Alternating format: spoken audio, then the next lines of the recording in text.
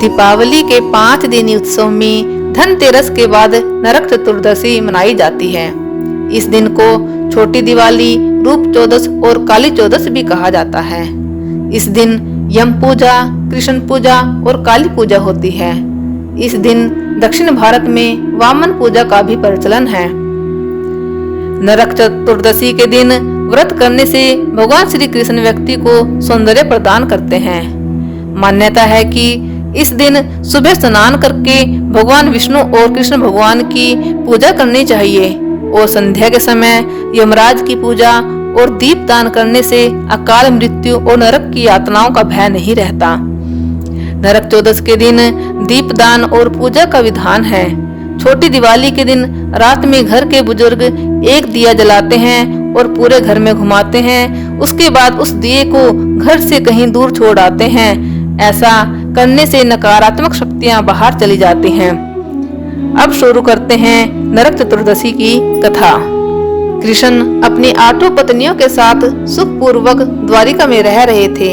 एक दिन स्वर्गलोक के राजा देवराज इंद्र ने आकर उनसे प्रार्थना की, हे कृष्ण, प्राग ज्योतिषपुर के दैत्यराज नरकासुर के अत्याचार से देवतागण त्राहि त्राहि कर रहे हैं। क्रूर नरकासुर ने वरुण का छत्र, अदिति के कुंडल और देवताओं की मणि छीन ली है। वह त्रिलोकी विजय हो गया है। इंद्र ने कहा, नरकासुर ने पृथ्वी के कई राजाओं और आम जनों की अति सुंदर कन्याओं का हरण कर उन्हें अपने यहाँ बंदी गृह में डाल रखा है। कृपया आप हमें बचाइए प्रभु। इंद्र की प्रार्थना स्वीकार करके श्री कृष्ण अपनी प्रिय पत्नी सत्यभामा को साथ लेकर गरुड़ पर सवार हो प्राग ज्योतिषपुर पहुँचे। वहां पहुंचकर भगवान कृष्ण ने अपनी पत्नी सत्यभामा की सहायता से सबसे पहले मूर्तित्य सहित मूर के 6 पुत्रों तामर, अंतरिक्ष, श्रवण, विभावसु, नभस्वान और अरुण का संहार किया।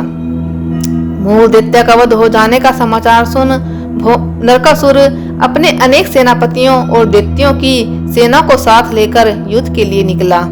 नरकासुर को स्त्री के हाथों मरने का श्राप था, इसलिए भगवान श्री कृष्ण ने अपनी पत्नी सत्यभामा को सारथी बनाया और घोर युद्ध के बाद अंत में श्री कृष्ण ने सत्यभामा की सहायता से उसका वध कर डाला।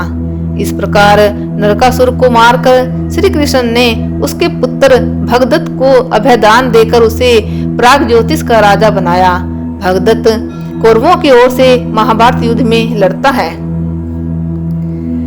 जिस दिन श्री कृष्ण ने नरकासुर का वध किया था उस दिन कार्तिक माह की चतुर्दशी थी, इसलिए उसे नरक चतुर्दशी भी कहा जाता है।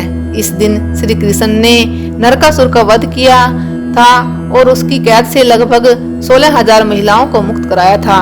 इसी खुशी के कारण दीप जलाकर उत्सव मनाया जाता है। दूसरी कथा के अनुसार इस दिन दक्षिण भारत में वामन पूजा का भी प्रचलन है।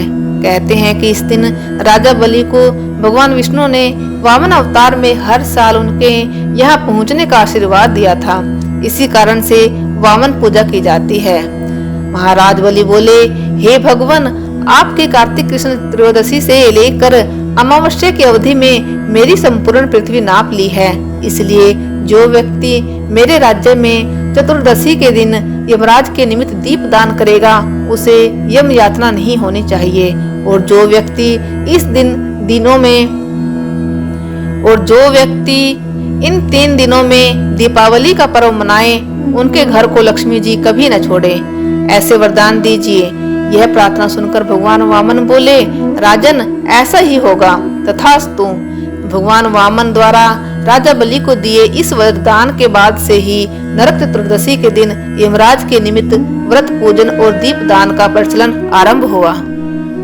इस दिन के व्रत और पूजा के संदर्भ में एक दूसरी कथा यह है कि रंतिदेव नामक एक पुण्यात्मा और धर्मात्मा राजा थे। उन्होंने अनजाने में भी कभी कोई पाप नहीं किया, लेकिन जब मृत्यु का समय आया तो उनके समक्ष यमदूत खड़े हुए। यमदूत को सामने देख राजा अचंभित हुए और बोले, मैंने तो कभी कोई पाप कर्म नहीं किया, फिर आप लोग मुझे लेने क्यों आए? आपके यहाँ आने का क्या मतलब है? क्या मुझे नरक जाना होगा? आप मुझ पर कृपा करें और बताएं कि मेरे किस अपराध के कारण मुझे नरक जाना पड़ रहा है। यह सुनकर यमदूत ने कहा कि हे राजन, एक बार आपके द्वार से एक ब्राह्मण भूखा लौट गया था, यह उसी पाप कर्म का फल है।